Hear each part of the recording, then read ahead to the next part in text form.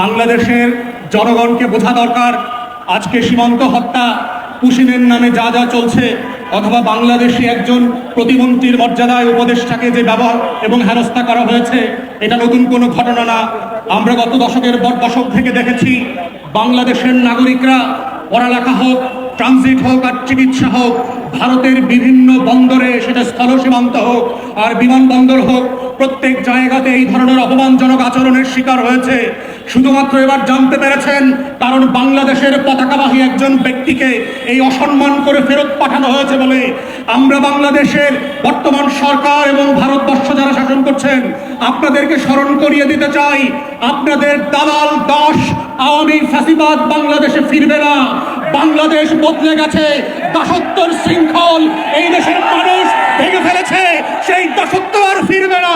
যারা প্রকাশ স্বর্গে বাস করছেন, আগামী দিনে আমাদের দেশের পতাকাকে অপমান করে পুশিনের চেষ্টা করে হাজার হাজার ভারতীয় নাগরিককে অনুপ্রবেশকারী বানিয়ে রাত 2টার সময় বিভিন্ন লোকেশনে ফেরত পাঠাচ্ছেন।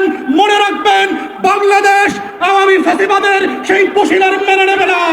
সীমান্ত হত্যার নামে যা শুরু করেছেন, এই সীমান্ত হত্যা যদি বন্ধ না করেন, বিজিবির সদস্যদের আচরণ থেকে যদি না শেখেন, সীমান্তবর্তী বাংলাদেশি নাগরিকদের অ্যাটিটিউড থেকে যদি না শেখেন, তাহলে প্রকাশ স্বর্গে বাস করছেন।